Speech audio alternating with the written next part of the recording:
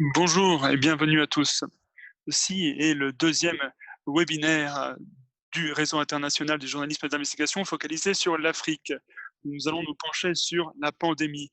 C'est un véritable plaisir d'être rejoint ici par des gens du monde entier. Ce webinaire intitulé Pister l'argent du Covid-19 en Afrique rassemblera trois experts qui nous partageront leurs astuces pour pister les investissements en matière de pandémie sur le continent. Donc, bienvenue à nouveau. Mon nom est Solomon Serwanja, je suis un journaliste d'investigation et présentateur télé pour NBS à l'Ouganda. Je suis également directeur exécutif de l'Institut africain pour le journalisme d'investigation basé dans la capitale à Kampala en Ouganda. Je serai votre modérateur aujourd'hui. Nous avons de l'interprétation en français pendant ce webinaire. Nous sommes rejoints par deux interprètes pour ce faire. Afin que vous soyez bien à l'aise avec ce système, je vais vous montrer ce qu'il faut faire. Dans un premier temps, il faut cliquer sur l'icône en forme de globe. En bas à droite de votre écran, vous choisissez soit l'anglais, soit le français, puis vous éteignez l'audio original. Et pour l'écouter en français, c'est le même principe. Vous cliquez sur le globe, puis vous cliquez sur français, puis vous cliquez sur Mute Original Audio, soit mettre en sourdine l'audio original. Il est important de mettre en sourdine l'audio principal afin d'entendre seulement l'interprétation dans la langue de votre choix.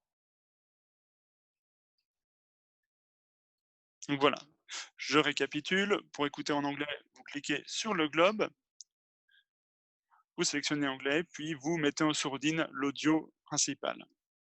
En français, même démarche, on clique sur le globe, on sélectionne français et on met en sourdine grâce à la fonction Mute Original Audio. À nouveau, bienvenue à ce webinaire qui se penche sur la pandémie en se concentrant sur le pistage des investissements en matière de Covid-19 en Afrique. Quasiment tous les pays africains ont reçu des centaines de milliards de dollars en subventions ou en bourse de la part d'ONG, d'institutions financières internationales, afin de s'atteler à la crise du Covid-19. Mais la plupart des pays tendent à ne pas vouloir rendre des comptes en matière de l'utilisation de ces fonds. En raison de la pandémie, ces États se montrent encore plus récalcitrants à être transparents. Donc, je vais vous montrer comment aujourd'hui, les orateurs vont nous montrer aujourd'hui comment on peut surmonter ce défi. Donc, je vais vous présenter les orateurs dans un moment, mais dans un premier temps, j'aimerais vous parler du GIJN, le Réseau international du journalisme d'investigation. C'est le plus grand réseau d'organisations de journalistes d'investigation à but non lucratif, avec 184 membres dans 77 pays. 17 de ces membres viennent d'Afrique subsaharienne. Nous travaillons avec des journalistes partout dans le monde, dans des organisations à but non lucratif, des organisations commerciales, des journalistes indépendants. Nous avons été créés, ce réseau a été créé pour leur permettre de rentrer en contact et de recevoir de l'assistance. Donc j'aimerais maintenant vous présenter nos orateurs. Je suis ravi de vous annoncer qu'aujourd'hui, nous avons été rejoints par trois experts internationaux en matière d'enquête anticorruption en Afrique, qui vont partager avec nous des astuces et des stratégies. Ils nous donneront trois présentations distinctes les unes des autres qui, ensemble, dureront environ 45 minutes. Ensuite, nous prendrons des questions. Alors, dans un premier temps, j'aimerais vous présenter Joël Konopo, un journaliste d'investigation et cofondateur de INK, le Centre pour le journalisme d'investigation au Botswana. Récemment, il a passé un an à l'université de Stanford en tant sous l'égide du compagnonnat John S. Knight. Il a exploré différentes façons selon lesquelles les journalistes et les informaticiens peuvent collaborer. Il faisait notamment partie de l'équipe de journalistes qui a travaillé sur les Panama Papers. Il y a également Francisca Henschel, qui travaille pour Corruption Watch au Ghana en tant qu'enquêtrice. Elle est également une productrice pour le programme Corruption Watch, qui est diffusé sur Adom FM. C'est également l'enquêtrice en chef pour la station de radio locale Kasapa FM. Francisca nous a demandé de demeurer anonyme en raison du caractère sensible de ces enquêtes. Donc, elle restera dans l'ombre. C'est pourquoi vous ne la verrez pas. Hamzat Lawal vient du Nigeria. C'est le fondateur et le directeur exécutif de CODE. C'est une organisation qui défend la responsabilité sociale et la transparence dans les organisations en Afrique. Donc ils suivent l'argent, ils forment des jeunes, des communautés locales et tentent de demander au gouvernement de rendre des comptes en matière d'utilisation des fonds internationaux. Donc nous voulons également collecter vos questions, n'hésitez pas, c'est un webinaire interactif et nous tenterons de répondre à autant de questions que possible. Vous pouvez envoyer vos questions en anglais ou en français, les interprètes pourront les traduire. Donc n'hésitez pas à toutes les envoyer. Vous pouvez dès à présent nous envoyer vos questions. Lorsque les orateurs ont conclu leur présentation, le rédacteur en chef Afrique, Benon Herbert Oluka de JIJN, nous rejoindra pour poser les questions. Et Joël, Francisca et Hamzat partageront également leur présentation dans le chat. Donc, vous devriez pouvoir être en mesure de suivre tout cela. Merci à tous. Nous allons également enregistrer cette session. Elle sera publiée sur YouTube et sur Facebook. Nous aimerions remercier tous ceux qui nous ont rejoints pour ce webinaire. Je suis vraiment enthousiasmé par la présence de plus de 90 participants et participantes du monde entier. Cela est vraiment très enthousiasmant pour tout un chacun. Donc, dans un premier temps, je vais donner la parole à Joël Konopo. Joël Konopo, c'est un plaisir de t'avoir ici pour notre webinaire. Je me réjouis d'entendre tes astuces. Donc, Joël, à toi la parole. Peux-tu nous parler de tes agissements récents? Et la parole est à toi. Merci. Je suis ravi de vous rejoindre. Je suis vraiment très enthousiasmé de faire partie de ce webinaire, de cette conversation. Notre organisation a été lancée il y a 5 ans, quasiment 5 ans, c'était au mois d'août. Et maintenant, nous nous penchons sur les thèmes liés au Covid-19. Avant de nous pencher sur le vif du sujet, j'aimerais, dans un premier temps, parler brièvement du Covid en général, un aperçu général du coronavirus au Botswana. Et parler également du manque de préparation vis-à-vis de cette situation.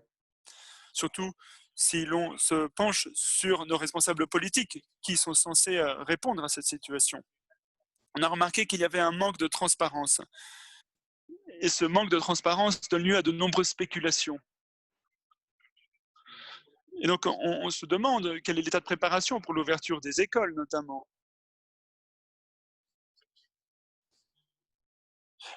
Si les décès déclarés sont de réels décès, il y a de nombreux problèmes. Donc, je ne vais pas en parler de tous ces sujets en raison du temps limité, mais je vais parler des éléments principaux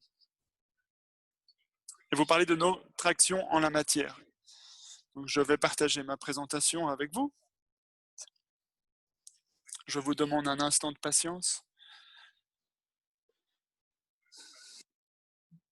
J'espère que mon écran est partagé. J'espère que vous le voyez. Vous m'entendez, vous le voyez? Oui, Joël, on t'entend bien. Voyez-vous mon écran? Non, on ne le voit pas. Ah oui, c'est bon, il est partagé.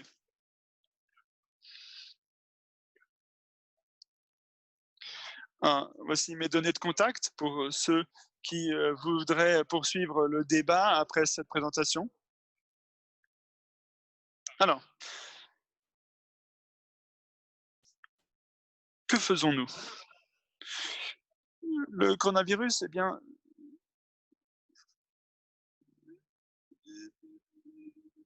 c'est un événement qui nous a un peu tous ramenés à la réalité. Cela nous a permis de comprendre l'importance d'informations fiables. Il y a tant de perspectives différentes sur le coronavirus. Et j'aimerais, pendant ma présentation, vous parler en particulier les instances de corruption dans le cadre des attributions des marchés. Et c'est un des principaux problèmes qu'il y a eu au Botswana, en particulier lorsque le président s'est impliqué. Donc je vais davantage me concentrer sur la présidence.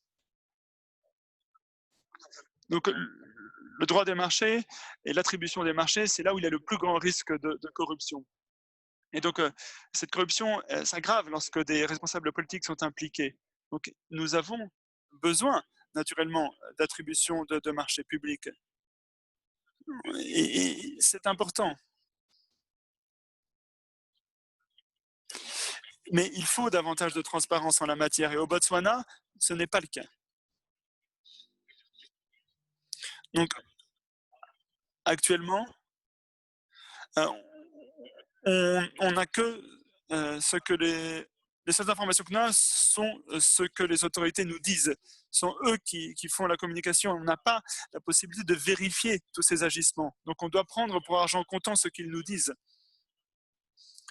Donc on se repose sur la bonne volonté des politiques. Donc, en plus, on est dans un état d'urgence, donc on ne peut pas compter sur ces politiciens car ce sont eux qui contrôlent le discours, ce sont eux qui contrôlent l'information. Et ils tentent de faire régner les mortins. En particulier, ils veulent empêcher les avocats de la transparence de travailler. Voilà la situation au Botswana. Les réseaux sociaux ont été d'une grande aide en tant que plateforme. Les réseaux sociaux nous ont permis de tendre la main à l'opinion publique et de collecter, de diffuser de l'information. Voilà le processus le plus fréquent. En général, il y a de l'information que des fonctionnaires font fuiter, des fonctionnaires qui travaillent en particulier dans le sein du gouvernement, du ministère des Finances, dans l'attribution des marchés au ministre de la Santé. Donc, ils voient les commandes faramineuses et ces fonctionnaires sont inquiets de voir que ces commandes faramineuses ne se traduisent pas toujours en livraison pour les personnes sur le terrain. Donc, je vais vous parler des réseaux sociaux qui sont en quelque sorte une plateforme qui nous permet de faire fuiter de l'information. Donc, nous les utilisons pour faire cela, mais nous les utilisons également, ces réseaux sociaux, pour vérifier les statuts de certaines entreprises, d'identifier qui sont les employés qui réalisent ces transactions. Je vais vous donner un exemple notamment de Monteco Solutions, qui appartient à la sœur du président. Donc Monteco Solutions a gagné un appel d'offres pour fournir certains produits dans le cadre du coronavirus, des produits médicaux. Donc on voit que les responsables politiques utilisent ces opportunités pour distribuer des appels d'offres et faire gagner des appels d'offres à des entreprises avec qui ils sont en lien. Et donc les organismes de supervision n'ont plus les pouvoirs nécessaires pour superviser cela en raison de l'état d'urgence. Donc il faut des journalistes, il faut des avocats de la transparence pour identifier ces cas. Car cette situation donne à certains fonctionnaires, certains politiques, l'occasion de profiter de cette crise. Donc, nous identifions ces informations, puis nous tentons d'en tirer profit, de les analyser. Je vais vous donner un exemple. Notamment, nous allons sur LinkedIn.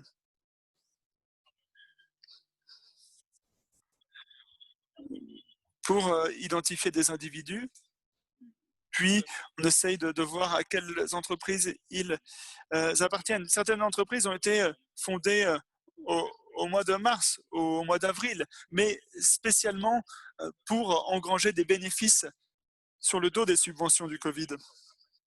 Donc on regarde le registre des entreprises qui est récemment créé. Et de telles plateformes sont essentielles pour les recherches des journalistes, en particulier au Botswana,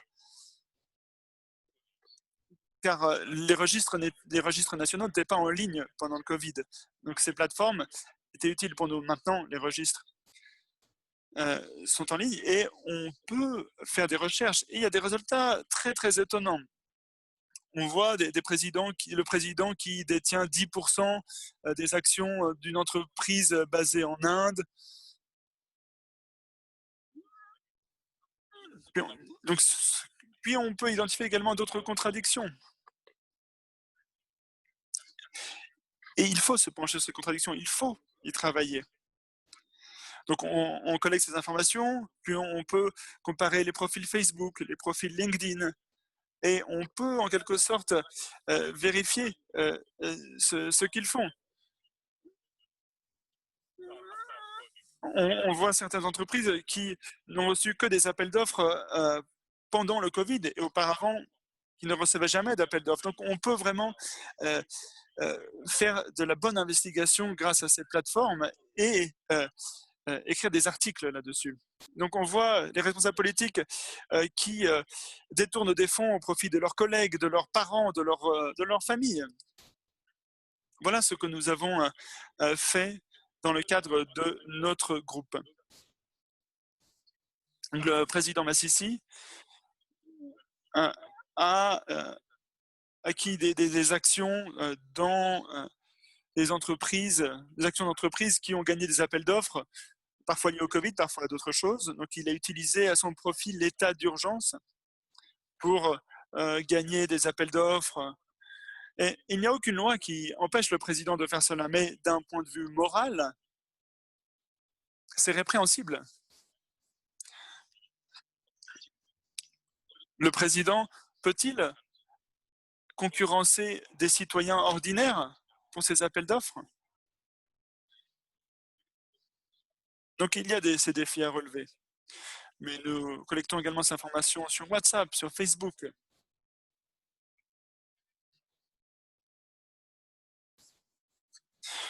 On essaye d'identifier les violations du droit des marchés.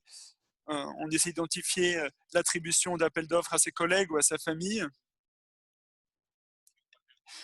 Et c'est grâce à ces plateformes que l'on peut identifier ces cas. C'est très important de garder l'œil là-dessus. Donc, en tant que journaliste, il faut comprendre le droit d'attribution des marchés. Si vous ne comprenez pas ce droit, eh bien, les conflits d'intérêts ou la corruption pourraient vous passer sous le nez. Donc, il faut également comprendre les lois relatives à l'état d'urgence dans votre pays. Donc, il faut comprendre quelles sont les lois relatives à cet état d'urgence, quels sont les pouvoirs du président en la matière. Puis, il faut également avoir des sources au ministère de la Santé ou dans l'organisme qui s'occupe du registre des entreprises.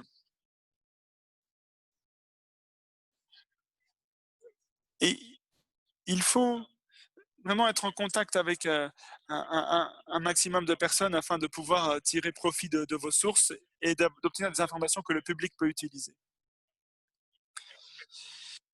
Il faut également être conscient du fait que vous n'êtes pas des experts et donc il faut pouvoir communiquer avec des individus qui peuvent identifier ce que veulent vraiment dire ces statistiques. Il y a tant de termes liés au droit d'attribution du marché ou au coronavirus qu'il est parfois difficile pour nous, journalistes, de réellement saisir de quoi il s'agit.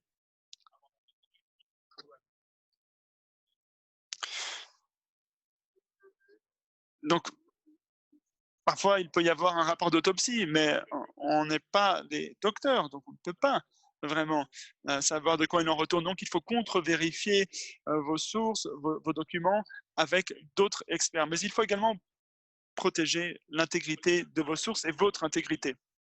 car ne vous me prenez pas, les responsables politiques seront prompts à vous accuser de diffuser des fausses informations. Voilà ce que nous faisons chez INK. Merci beaucoup pour votre attention. Merci Joël pour cette présentation. C'est intéressant de voir comment tu as investigué sur cette entreprise et d'identifier les liens avec des parents du président ou la sœur du président. Vraiment, c'est un travail fantastique que vous avez réalisé. Donc, il faut vraiment identifier toutes les entreprises qui ont pu gagner des appels d'offres ou pour gagner des marchés. Vraiment, excellent travail. Donc, c'est également excellent d'utiliser les réseaux sociaux pour identifier de telles entreprises. Si vous venez de nous rejoindre, nous penchons actuellement sur l'argent versé au continent africain dans le cadre du Covid-19. Donc, nous partageons avec vous des outils et des astuces qui vous permettent de réaliser votre travail de journaliste d'investigation. Alors, je vais maintenant donner la parole à Francisca Enchil, qui travaille pour Corruption Watch au Ghana en tant qu'enquêtrice. Elle est également une productrice pour le programme Corruption Watch à Adom FM et est enquêtrice principale pour la radio locale Kasapa FM. Francisca, merci beaucoup de nous avoir rejoints. Francisca va demeurer anonyme en raison du caractère sensible du travail qu'elle accomplit. Du moins, nous sommes enthousiasmés par ta présence, Francisca, et tu vas pouvoir partager avec nous quelques astuces relatives au sujet de notre webinaire. Merci beaucoup. Merci beaucoup de m'avoir invité. Donc, nous avons eu notre premier cas du Covid-19 le 12 mars. Et depuis, beaucoup d'événements sont produits dans le pays. Il y avait beaucoup de problèmes en matière de communication qui étaient parcellaires dès le début de la part du gouvernement et qui a instillé un faux sentiment de sécurité. Donc, il aurait fallu agir différemment pour que les citoyens puissent se protéger, agir en toute sécurité. À un moment donné, les citoyens voulaient que le gouvernement soit plus transparent sur les cas positifs, sur les individus testés positifs dans telle région ou telle région. Donc, on aurait aimé avoir davantage de statistiques. Donc, dans une certaine mesure, on ne pouvait que compter sur des images provenant de pays étrangers pour comprendre le Covid-19. Donc, on se demandait même si cette pandémie était réelle ou non. Donc, on n'avait pas moyen vraiment d'obtenir la vérité. Donc, nous, en tant que journalistes, nous estimions que la communication était vraiment lacunaire et ce, d'emblée. Donc, nous avons tenté également de superviser l'argent qui était versé au pays. Donc, je vais vous présenter ma première diapositive. La voici.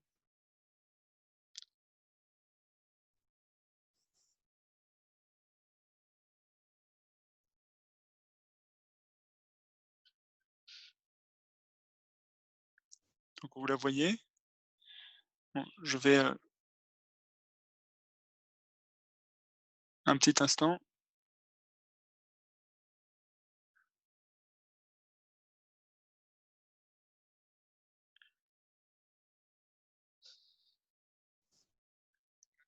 Ah, je pense que je vais le faire moi-même.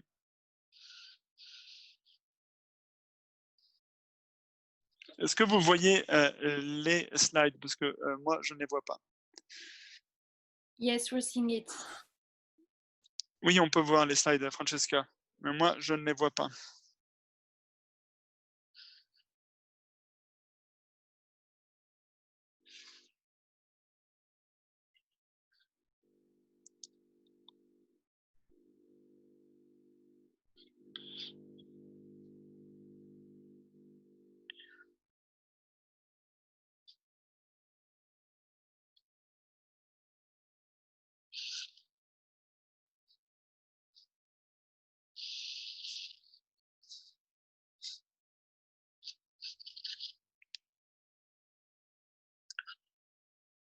Alors, étant donné que je ne peux pas voir mes slides, je vais simplement les voir ici. Donc désolé pour, le délai. Alors si tout le monde les voit, on va pouvoir commencer. Donc nous avons reçu du soutien du monde entier. Heu, le Ghana, comme, de nombreux autres pays africains, a bénéficié de ces subventions. Donc, ce sont des centaines de millions de dollars qui ont été versés au Ghana. Même au Ghana, nous avons, été témoins de la création d'un fonds par le gouvernement, un fonds qui permet aux dons, de citoyens, ghanéens d'être collectés et dons qui doivent ensuite être utilisés pour lutter contre le Covid. Donc ces dons viennent du monde entier, mais viennent également de citoyens ghanéens. Donc certains éléments nous, ont, incités à pister l'argent. Donc pendant, heu, le confinement, il y a eu une certaine levée de boucliers. Donc s'il y a un confinement, eh bien, la population s'est dit qu'ils allaient avoir des problèmes pour s'alimenter. Donc ils ont demandé du soutien en, matière d'alimentaire. Donc moi j'ai des membres de la famille et je sais combien d'aliments ils ont besoin pour survivre pendant la journée. Donc il y a eu, différentes, ze initiatives, pour, cuisiner des plats chauds, mais il y a également le gouvernement qui a décidé de distribuer des plats. Donc qui préparait, cette nourriture? Mais il n'y a pas eu, de publication, d'un appel d'offres, heu, on ne sait pas qui, s'occupait de la distribution de tels plats. Donc on a choisi de pister, l'évolution.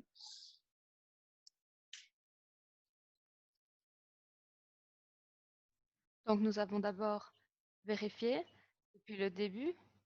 Est-ce qu'on voit là une possibilité de corruption?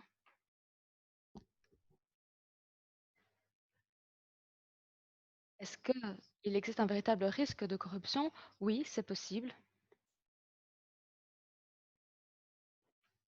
Donc, on a commencé à analyser les différents angles. Donc, on reçoit de l'argent de partout dans le monde. Comment pouvons-nous utiliser cet argent? Donc, l'argent qui est donné aux pays africains, il faut se poser la question, à quoi va servir cet argent? Et là, on peut se poser la question, est-ce que cet argent est utilisé de façon frauduleuse? Est-ce qu'il y a un problème à un moment? Voilà, ça peut être une façon de regarder, d'analyser les choses lorsqu'on enquête. Et puis, il y a l'aspect de l'attribution des marchés. Il y a énormément d'attributions des marchés concernant le matériel médical, etc. Et lorsque les gens vont, par exemple, acheter du matériel, quel est le prix original du produit ou de médicament? Toutes ces choses, il faut en tenir compte, ce sont des raisons d'enquêter.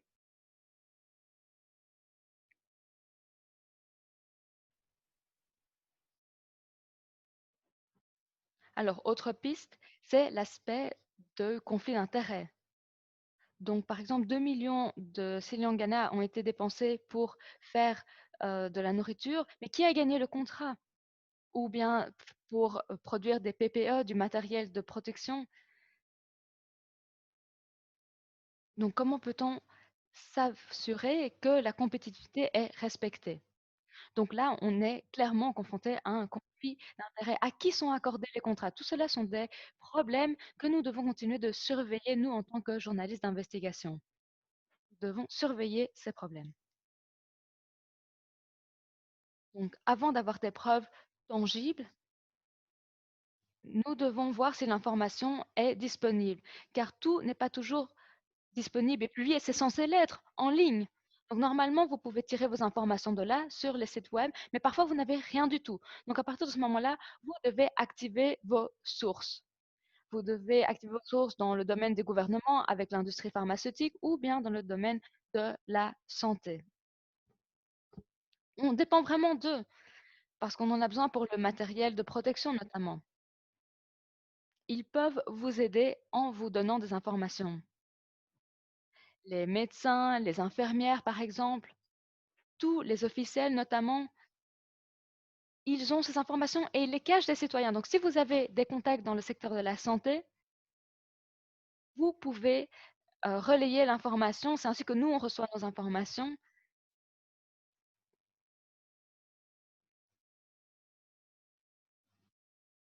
Les officiels, par exemple, reçoivent des informations très sensibles et ils cachent l'information. Donc ça, c'est de l'information que nous, on peut obtenir. Et ça peut nous aider à exposer, dévoiler ce qui se passe. Par exemple, concernant nos contacts dans le domaine de la santé, ou encore ils étaient en contact avec des officiels, ça nous a beaucoup aidé. On a obtenu des informations et elles ont été rendues publiques, mais à la base, nous avaient été cachées.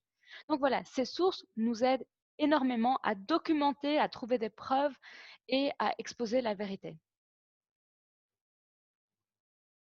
Donc maintenant, concernant une mauvaise utilisation des fonds, où devons-nous regarder au sein des organisations internationales ou du gouvernement? Là, c'est vraiment un endroit où il est difficile d'obtenir des informations. Donc, si vous avez des sources au sein de tels organismes, c'est vraiment très précieux. Parlons maintenant du ministère de la Santé. C'est eux, en fait, qui dépensent le plus d'argent lié au Covid. Donc, tout vient vraiment de là. Donc, si nous pouvons obtenir des preuves de la part du ministère de la Santé, c'est crucial. Pareil pour le ministère des Finances, parce que ce sont eux qui approuvent les comptes, ce sont eux qui approuvent tous les fonds. Quels sont les montants qu'ils approuvent? Qu'est-ce qui va être dépensé? Pourquoi? Tous ces aspects sont cruciaux. Nous devons en tenir compte, nous devons les analyser, prendre les différents angles pour obtenir des informations. Nous devons également garder un œil sur la passation des marchés, surtout dans la lutte contre le Covid. Car on voit qu'il y a des disparités entre ce qui se passe sur le terrain et ce qui est promis. Quelles sont donc les stratégies que nous pouvons déployer afin de trouver des preuves? Par exemple, suivre l'argent jusqu'aux bénéficiaires.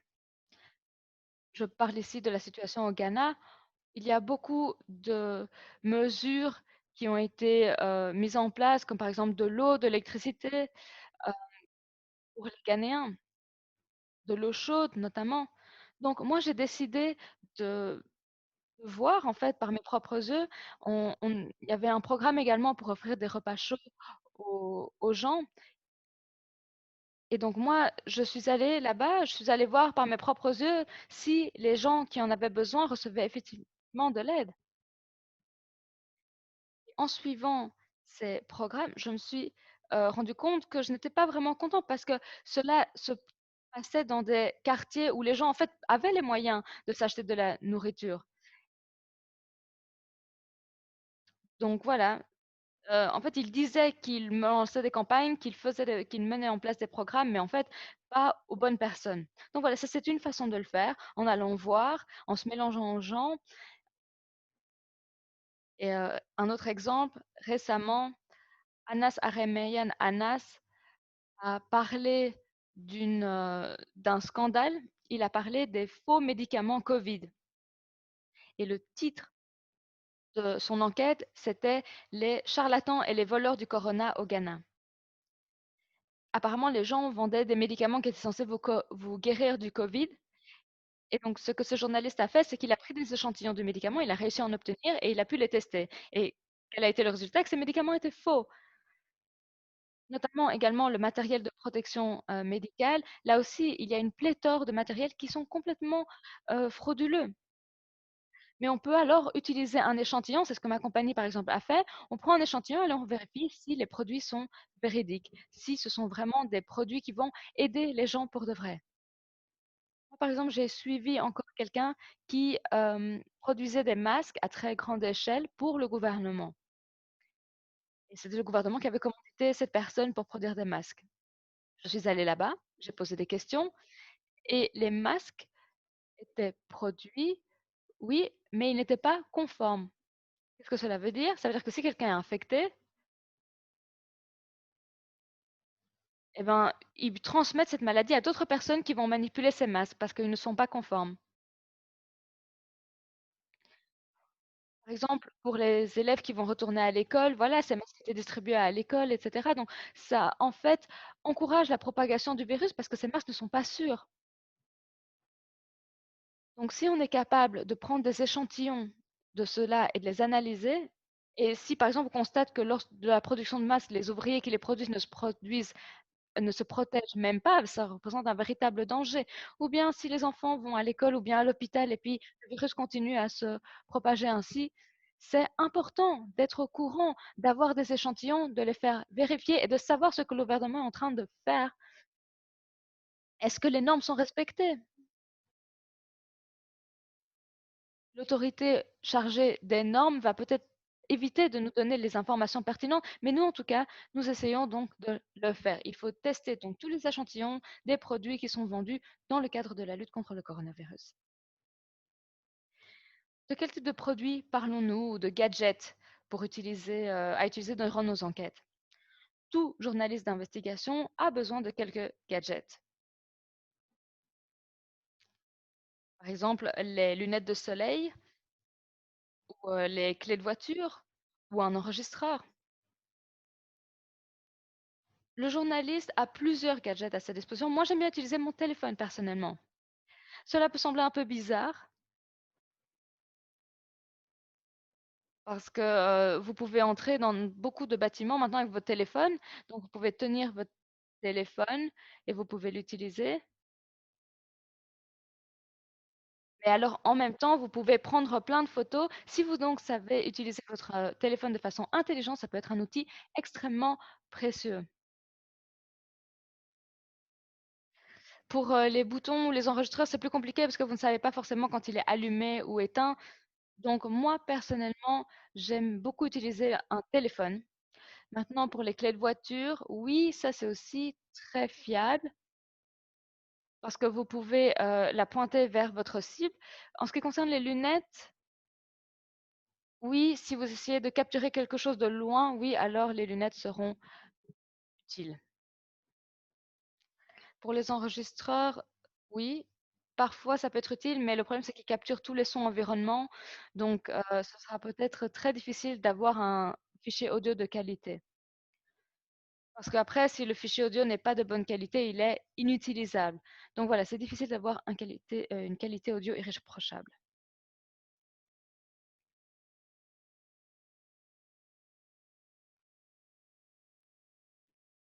Il vous faut également un appareil photo professionnel.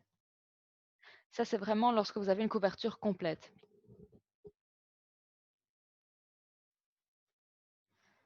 Pour ça, vous avez besoin donc d'une couverture et alors vous pourrez utiliser un appareil photo professionnel.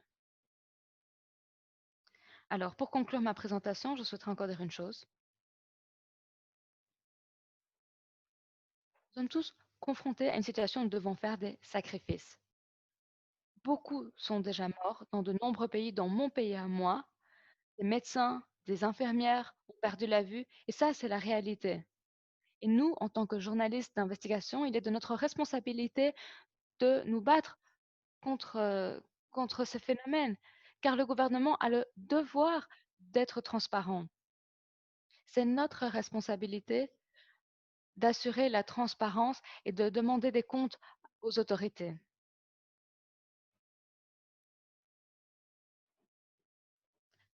Et un journaliste d'investigation doit donc rassembler des preuves, etc. Et c'est la raison pour laquelle les journalistes d'investigation œuvrent pour le bien, ils mettent leur vie en danger pour sauver celle des autres. Donc voilà, c'est la fin de ma présentation. Merci beaucoup. Francisca, merci beaucoup pour ta présentation. C'était assez costaud. Merci beaucoup pour cette présentation. Nous apprécions beaucoup ta contribution. Merci d'avoir pris le temps de nous parler de cette question. On ne peut pas t'entendre. Ok, merci. Merci Francisca d'avoir fait part de tes réflexions.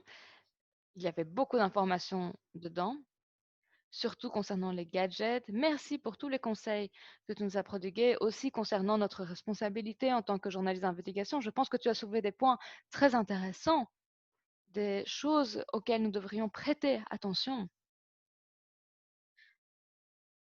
Donc, nous partagerons toutes les présentations, je tiens à le rappeler.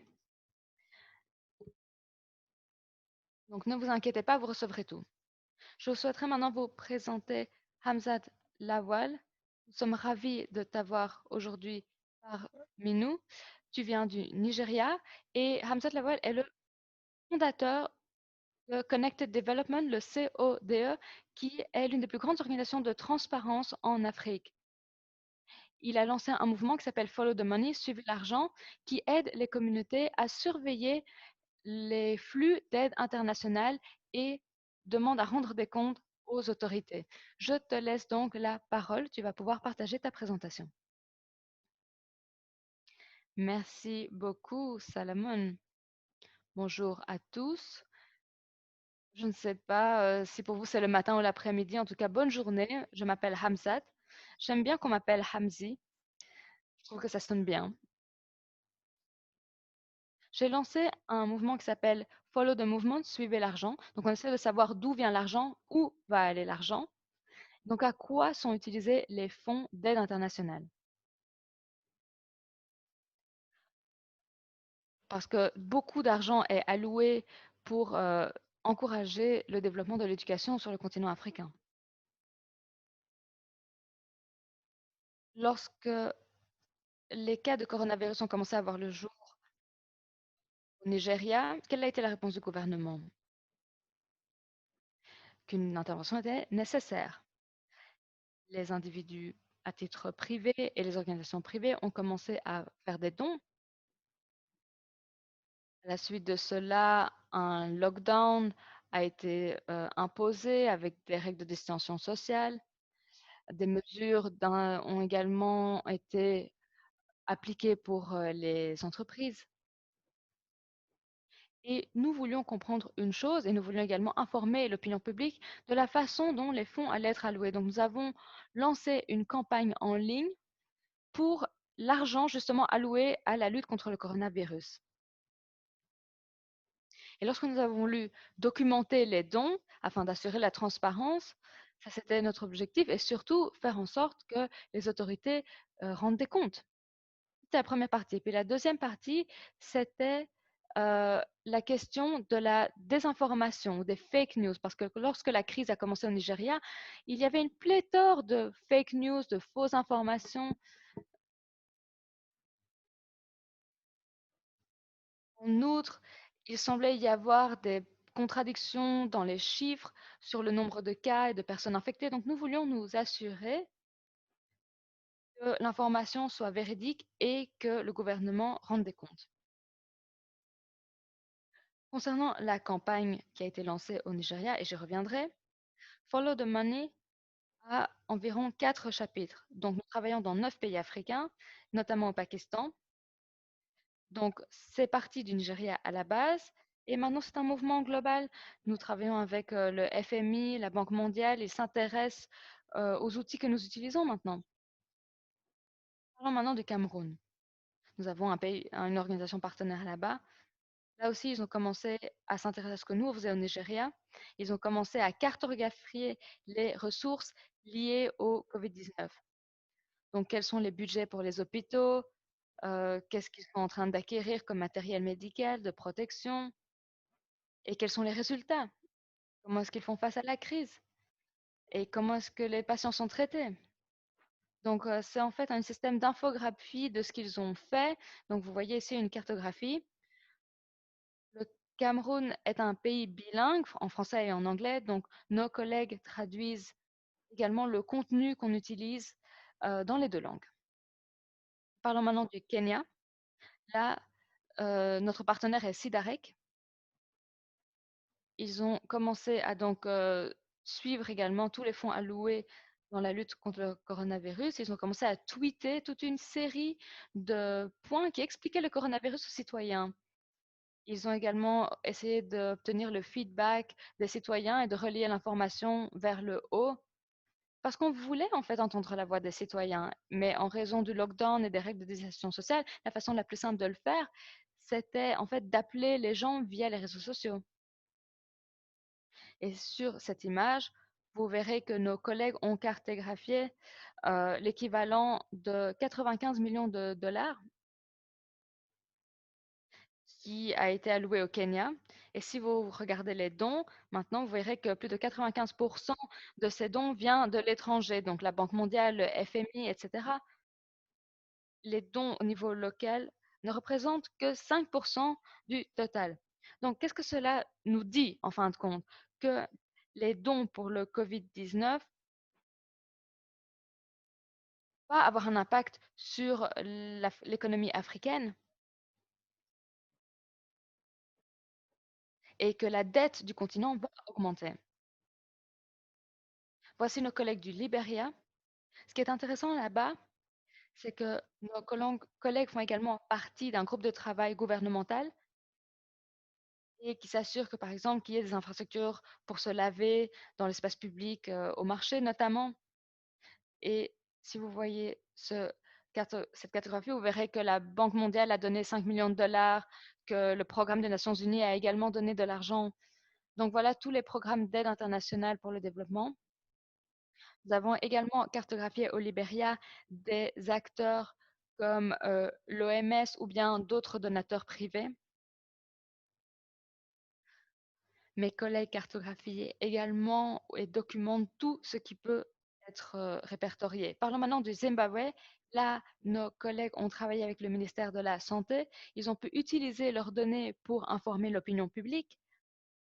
Donc, quels sont les points les plus importants? Quels sont les foyers? Et nos collègues ont mis sur pied un outil pour contacter les gens qui sont infectés. Donc, ça, c'est très utile au Zimbabwe.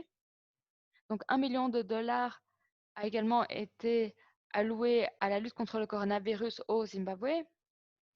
Le gouvernement, l'UE, les donateurs privés, les institutions privées, l'ambassade américaine ont également fait des dons et partagé leurs ressources avec le gouvernement au Zimbabwe en réponse à la crise du coronavirus. Donc voici maintenant le Nigeria. Nous avons un registre là-bas. Quoi a-t-il fait?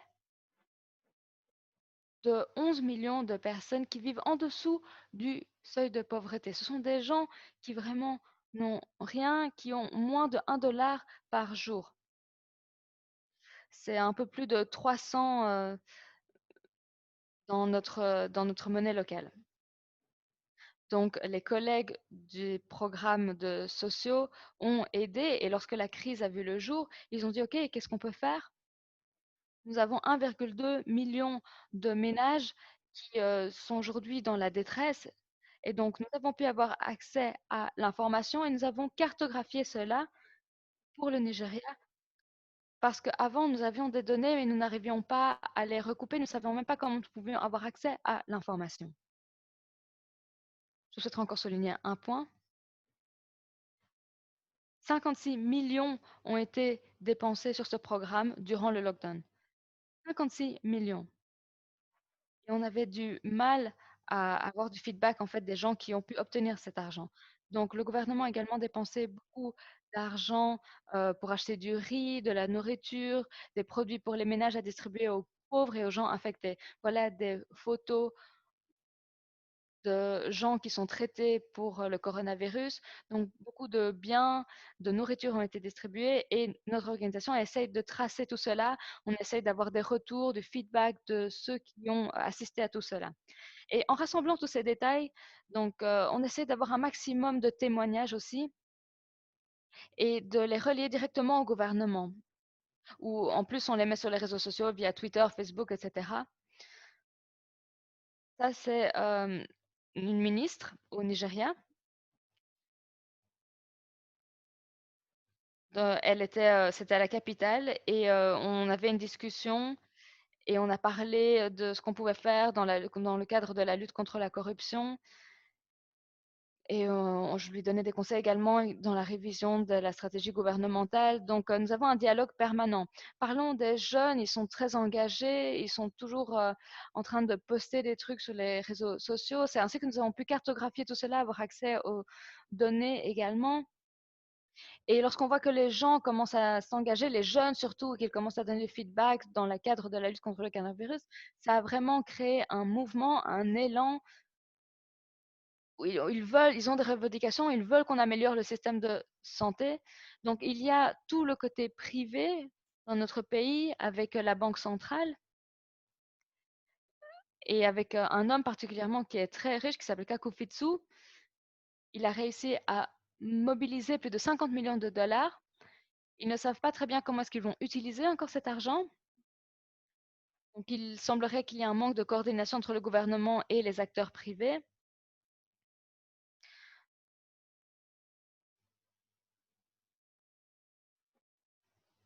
Donc voilà, je voulais juste que vous compreniez ce que nous faisons au Nigeria.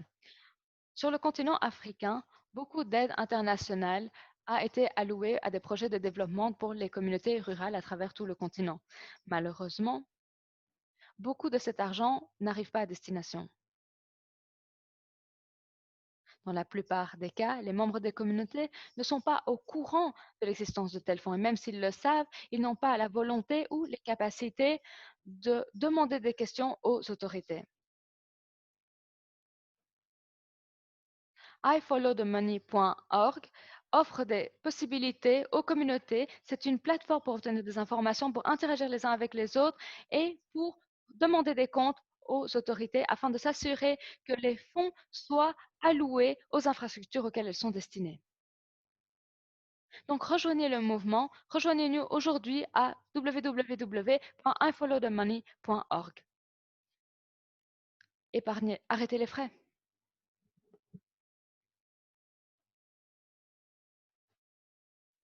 Voilà pour conclure. Nous avons cette plateforme iFollowTheMoney avec plus de 6000 participants et espérons que ces chiffres vont encore augmenter.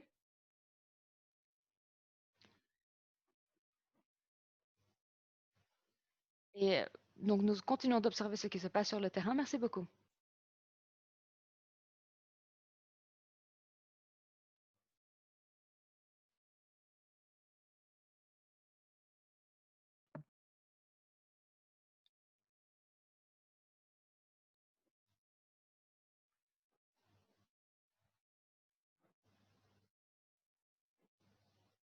Merci d'avoir partagé ta présentation fantastique.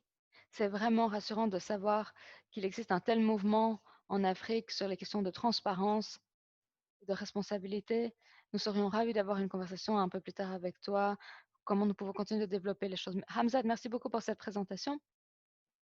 Je souhaiterais maintenant inviter mes collègues, Benon Heber Oluka, mon collègue. Nous allons écouter vos questions, essayer d'y répondre. Nous souhaiterons écouter vos contributions par rapport aux présentations. Donc, Benon Heber Oluka va modérer maintenant cette question. C'est lui qui va s'occuper du Q&A. Merci Solomon. Bienvenue à tous. Nous sommes ravis d'avoir des participants de partout, du monde entier. Nous avons reçu une pléthore de questions. Je vais commencer avec une question de Charles Ogallo et elle s'adresse à Hamzat car vous avez partagé pas mal de statistiques et sa question est la suivante. Est-ce que les panélistes peuvent nous montrer la meilleure façon de surveiller les dépenses des gouvernements, surtout euh, à la lumière de la crise actuelle? Donc Hamzat, pouvez-vous répondre à cette question? Comment avez-vous fait?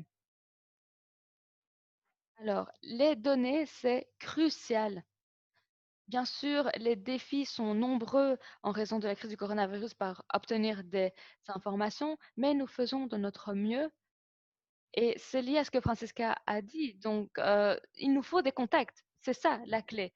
On les appelle et bien sûr, on protège leur identité, on leur garantit l'anonymat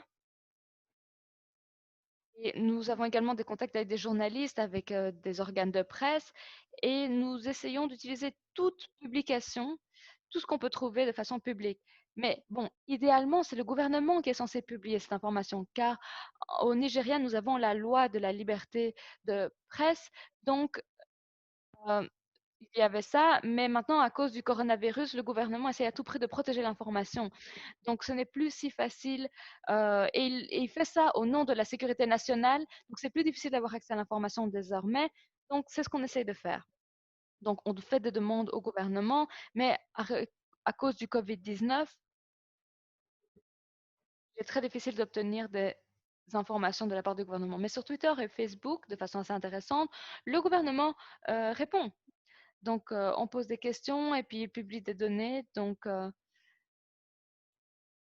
c'est ce qui s'est passé, par exemple, avec l'administration des taxes ou avec la coopération pour le pétrole, etc. Donc, c'est possible d'y répondre. Oui, alors j'ai une question pour répondre encore à cela. Quel genre de documents ont été les plus utiles à tes yeux? Est-ce que c'est d'avoir les budgets des ministères de santé, les contrats, ou bien dans le cas du Nigeria, par exemple, euh,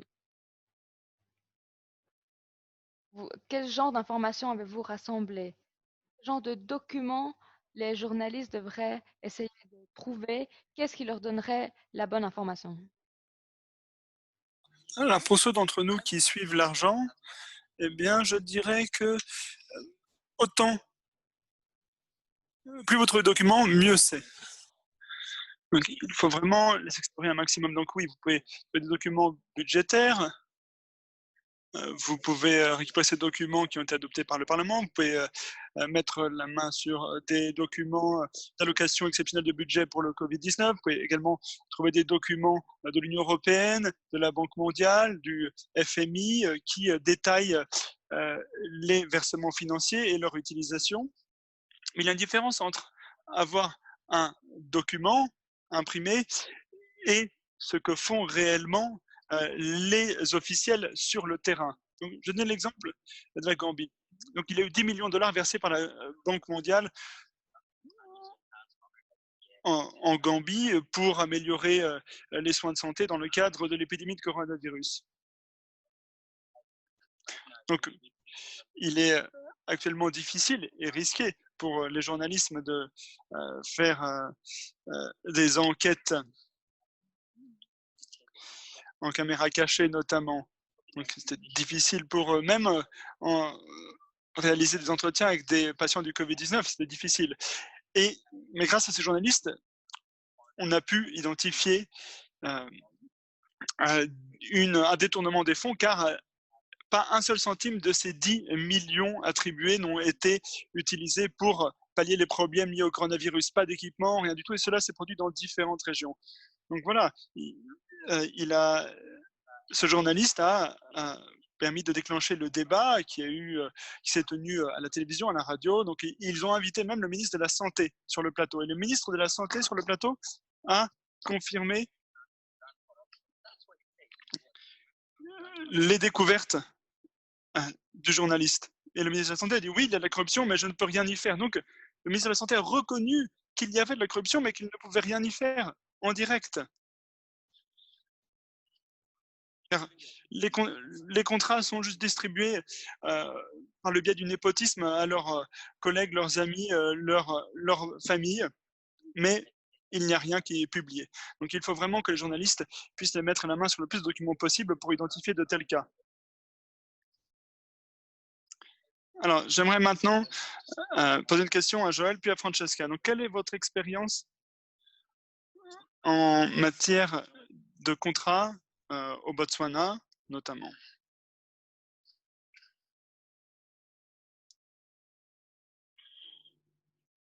Oui,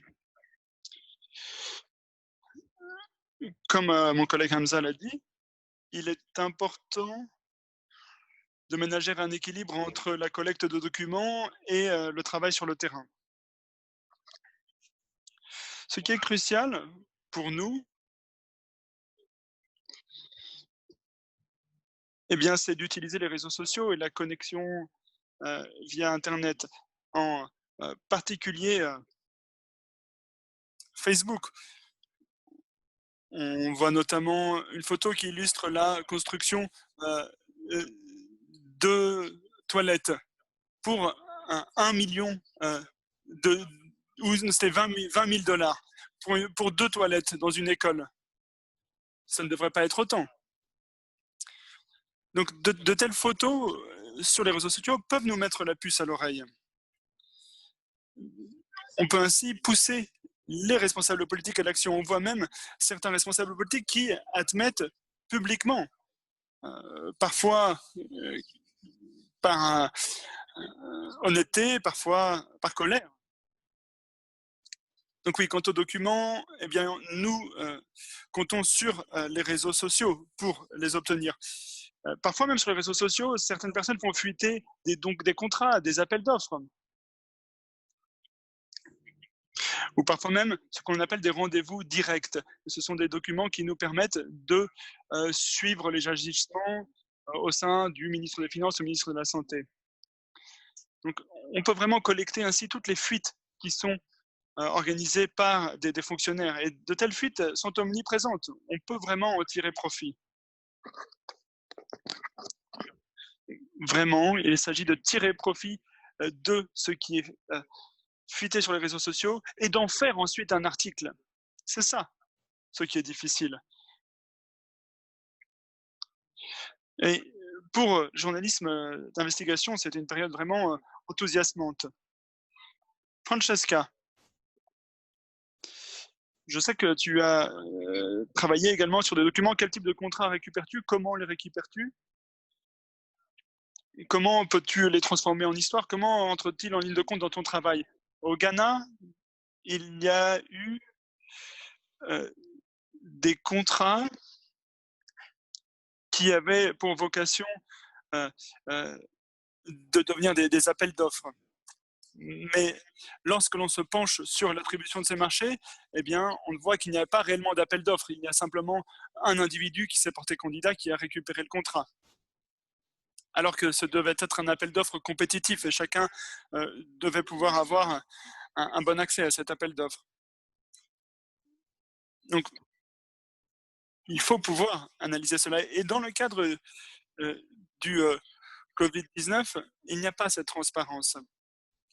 Et le gouvernement justifie l'absence d'appel d'offres par le manque de temps.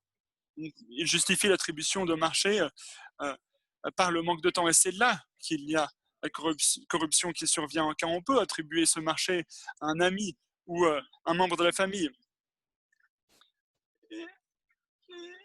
Et par simple fait du népotisme, pas parce qu'ils peuvent nous livrer les équipements de protection personnelle ou le matériel nécessaire à temps. Non, ce n'est pas ça qui se produit. Donc il y a vraiment une subversion du processus d'attribution du marché et le gouvernement saisit ces opportunités pour accorder des contrats à tout à chacun.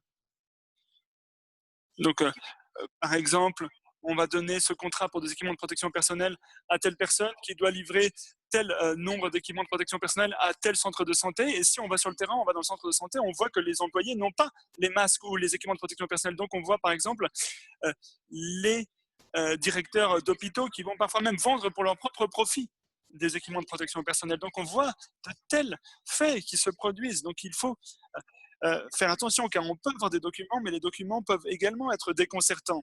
Vous pouvez également être trompé par ces documents. Donc, il faut suivre l'argent jusqu'au bout, jusque sur le terrain. Donc, le document ne décrit pas forcément ce qui se passe en réalité. Et pour obtenir des informations si tangibles, il faut également penser au travail sur le terrain, mais également aux députés. Les parlementaires, les députés de l'opposition ont parfois intérêt à exposer la corruption. Donc, n'hésitez pas à rentrer en contact avec des députés de votre pays, avec les députés qui n'aiment pas la corruption, qui, eux, seront enclins à vous donner des informations pour lutter contre la corruption. Lorsque de tels faits se produisent, la minorité au Parlement, l'opposition au Parlement est prête à vous aider en général, notamment en vous donnant des informations sur ce qui se produit dans des commissions parlementaires. c'est l'opposition qui est en minorité peut vous aider. Mais lorsque vous aurez récupéré le document, peut-être que la réalité sur le terrain sera tout à fait différente. Une fois le document reçu, vous devriez vraiment réaliser le travail vous-même, et suivre l'argent sur le terrain, voir si les équipements de protection personnelle ont été livrés, analyser ce qui se produit réellement dans les centres de santé. Merci Francesca. Alors, prochaine question. C'est une question 2 en 1 en quelque sorte, de la part de Clive Collins et de Robert Kichoui. Les lois au droit à l'information.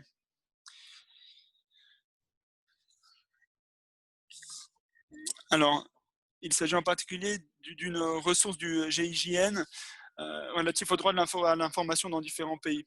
Donc Robert demande si les pays qui n'ont pas ce droit à l'information peuvent utiliser ce cadre pour récupérer des documents pertinents. Clyde Collins, quant à lui, mentionne également les pays qui n'ont pas de tel droit à l'information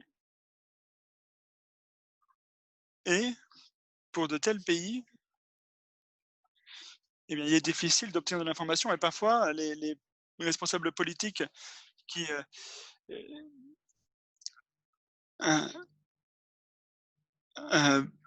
retiennent de l'information et parfois il a fallu poursuivre des responsables politiques en justice pour récupérer des documents. Par exemple, sur l'attribution d'un contrat pour 400 voitures. Car il y a parfois des responsables politiques qui violent ce droit à l'information. Même quand ce droit à l'information est avéré et a été adopté dans le pays, parfois les politiciens cherchent à l'entraver. Au Ghana, une telle loi a été adoptée, sur le droit à l'information. Et mon patron, notamment, a cherché à collecter de l'information, mais cette information n'a pas été délivrée.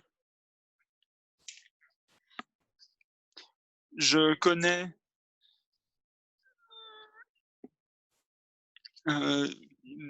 des collègues qui ont réclamé également d'autres documents, mais qui n'ont pas été transmis. Donc oui, la loi a été adoptée, mais obtenir cette information, c'est réellement compliqué. Et maintenant, nous pouvons même trouver les documents vous-même. Vous pouvez, mais le plus important, c'est de l'analyser, le document.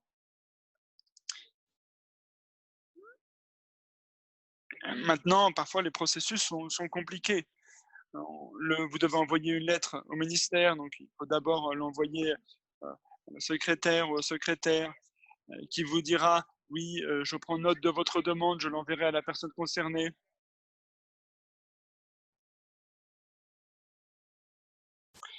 Donc, nous, et puis ils vous disent on attend un peu avant de vous répondre, puis vous envoyez une lettre un mois plus tard et car vous n'avez toujours pas reçu de réponse. Donc, et on vous fait patienter pendant un mois et votre article n'est pas publié. Car vous avez suivi tout le processus qui est fixé par la loi, mais tout cela traîne en longueur. Et parfois, on a même dû renoncer à publier certaines informations d'un article car l'institution concernée ne l'avait pas envoyé. Donc il se peut que cette institution ne vous envoie tout simplement pas les documents.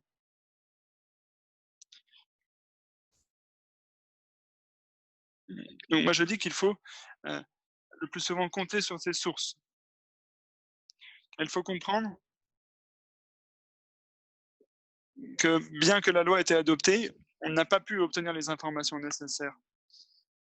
Le plus important est de renforcer vos relations avec vos sources et analyser toujours ce qui anime les personnes sur lesquelles vous tentez d'enquêter.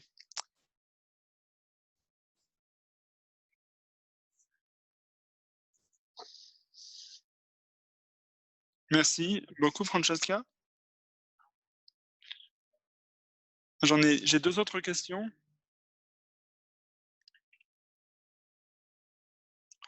J'ai une question de Natchaproui. nous dit nombre de ressortissants dans les pays africains sont récalcitrants vis-à-vis des mesures contre la pandémie. Donc, comment peut-on les aider à adopter de telles mesures? J'ai une autre question également de Edna. Nous dit, dans le cadre des remarques liminaires, Solomon a dit que certains pays ne veulent pas faire preuve de transparence, mais cet argent provient de d'intérêts international. Donc ne devrait-on pas pouvoir mieux suivre l'argent et vraiment analyser la source même de ce financement et que cette source même doit également rendre des comptes. Donc je vais demander à Joël de commencer avec la dernière question. Donc la première question m'a intéressé.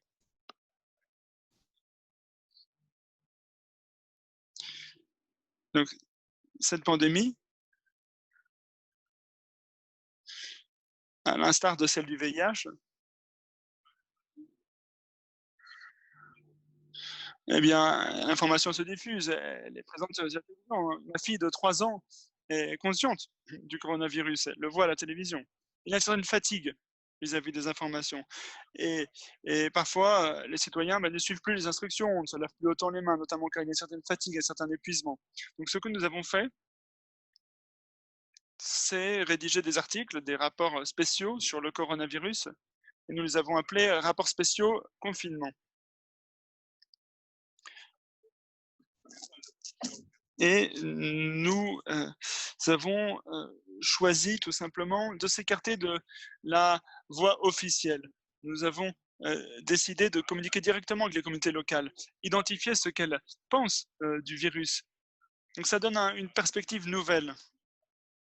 Et pour le collègue qui voulait savoir ce qui pouvait être fait pour inciter la population à répondre à la pandémie, eh bien, je pense qu'il est bien d'aller parler aux communautés. Aller, par exemple, parler aux paysans de la brousse. Comment eux luttent-ils contre le coronavirus? Qu'est-ce que la distanciation sociale pour eux? On peut écrire un article intéressant, mais on peut également en tirer des enseignements. Voilà pour ma réponse. Merci Joël.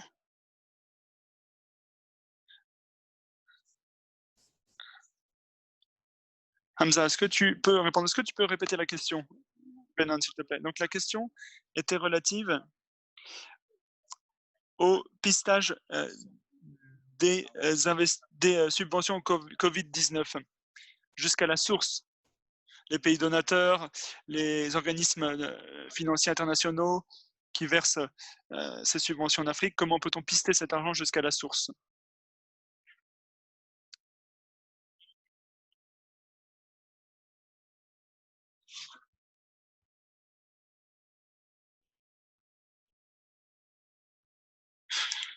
Donc, l'argent lié aux subventions pour lutter contre le Covid-19 vient de pays donateurs, d'organismes financiers internationaux. Comment fait-on pour pister l'argent jusqu'à cette source? C'est une question posée par Etna. Comment remonter jusqu'à la source de cet argent en tant que journaliste d'investigation?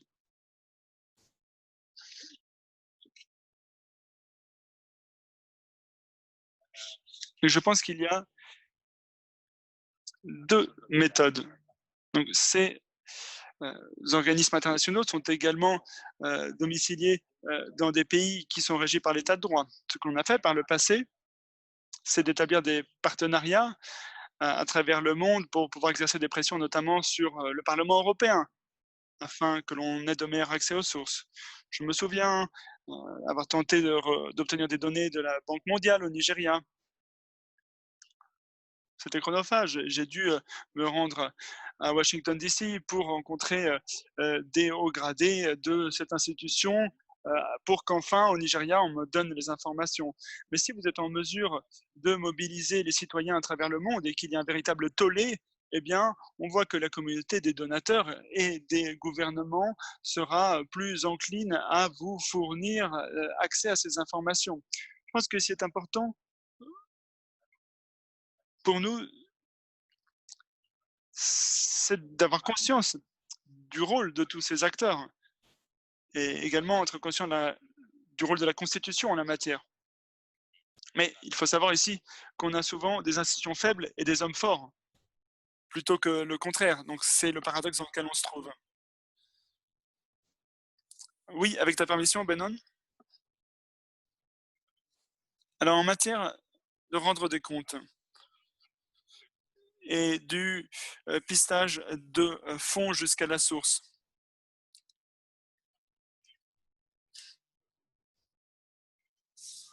est-ce que tu m'entends? On prend l'exemple de Bill Gates notamment et des contradictions liées à son action, car il investit, mais il en bénéficie également. Comme Hamza l'a dit,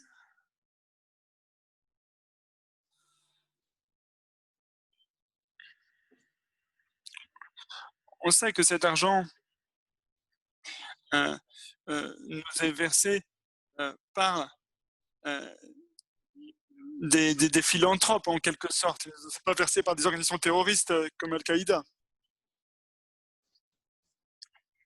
Donc ces institutions qui euh, donnent des fonds au gouvernement, eh bien, sont de bonne volonté. Ils veulent améliorer la santé des Africains. Donc si vous vous rendez sur leur site web et que vous consultez leur historique, vous vous rendrez compte que ce sont des, des institutions qui vous permettent d'avoir accès à ces sources de financement. Donc, pour moi, il s'agit principalement des utilisateurs de ces fonds qui doivent rendre des comptes. Donc, par exemple, aller en Gambie, comme il a été dit, d'aller voir dans les communautés et de contrôler comment l'argent a été utilisé.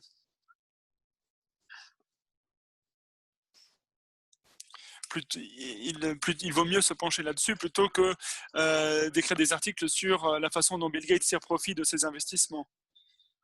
Alors, on manque de temps et je m'excuse d'avance auprès des personnes qui ont posé des questions qui n'ont pas été posées, mais nous les exploiterons et nous les partagerons. Mais j'ai une question finale de la part de Patrick. Elle est pour Solomon.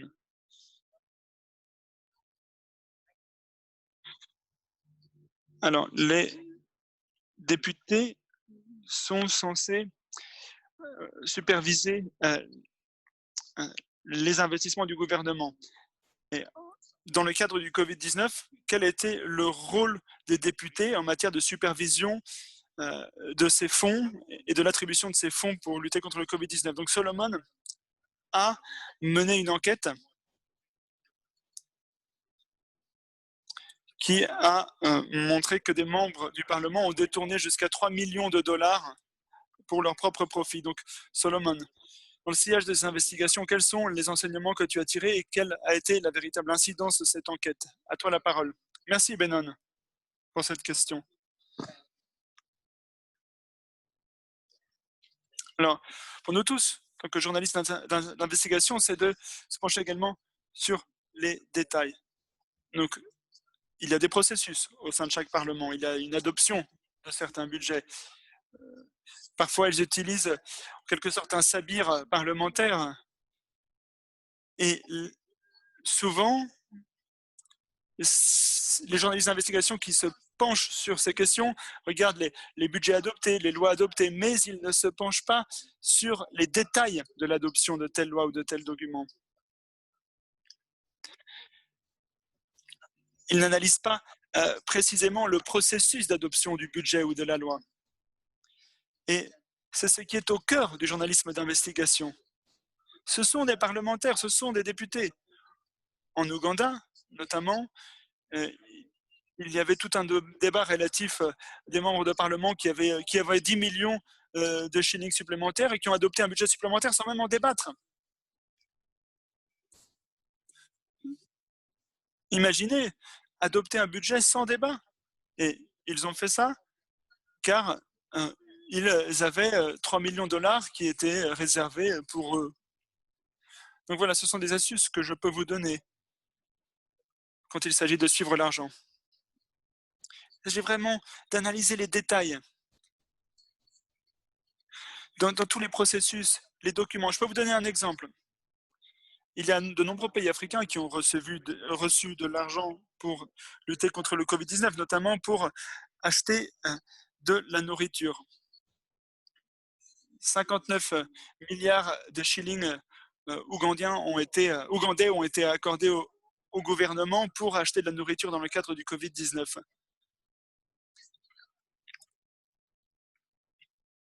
Mais il y a également eu des soutiens des entreprises qui ont euh, donné aux communautés. Donc il y a de la nourriture qui a été donnée aux communautés, de l'équipement médical. Et des entreprises ont fait cela pour aider la communauté. Donc ces 59 milliards de shillings qui devaient être dévolus euh, à l'approvisionnement en nourriture pour la population, mais qu'en est-il advenu? Donc, il faut également comparer également les budgets additionnels qui ont été adoptés et comparer également ces budgets supplémentaires qu'on a adoptés aux subventions qui ont été accordées et voir à quoi ont servi ces budgets supplémentaires. Et vous serez parfois surpris. Oui, car il est facile pour les députés de se rendre dans leur circonscription et de dire que le sort de leurs citoyens leur tient à cœur, mais il faut vraiment se pencher sur les processus, sur le détail des documents. Et c'est là que j'aimerais vous interpeller. Vraiment, vous tous, journalistes d'investigation, creusez plus profondément, creusez au cœur des documents, creusez au cœur des processus pour identifier euh, là où l'argent a été alloué.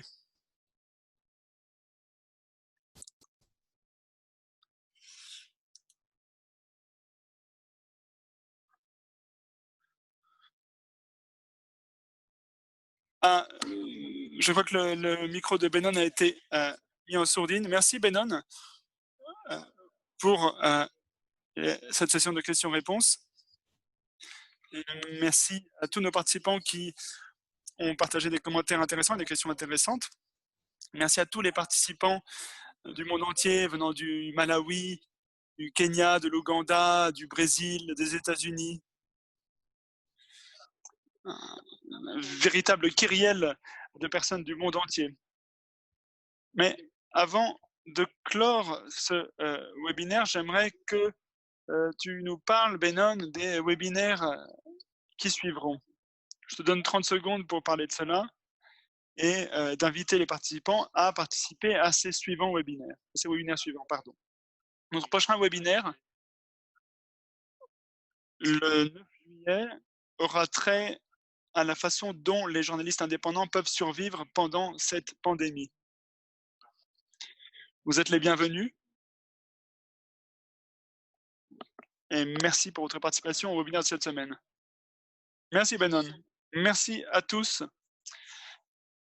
Merci d'avoir participé à ce webinaire. Nous avons vraiment apprécié votre travail. Et merci à tous ceux qui ont œuvré en coulisses pour que ce webinaire soit un succès. Merci à l'équipe du GIGN. Et au nom du GIGN, de nous tous, je vous souhaite une très bonne journée. Merci à tous. Au revoir.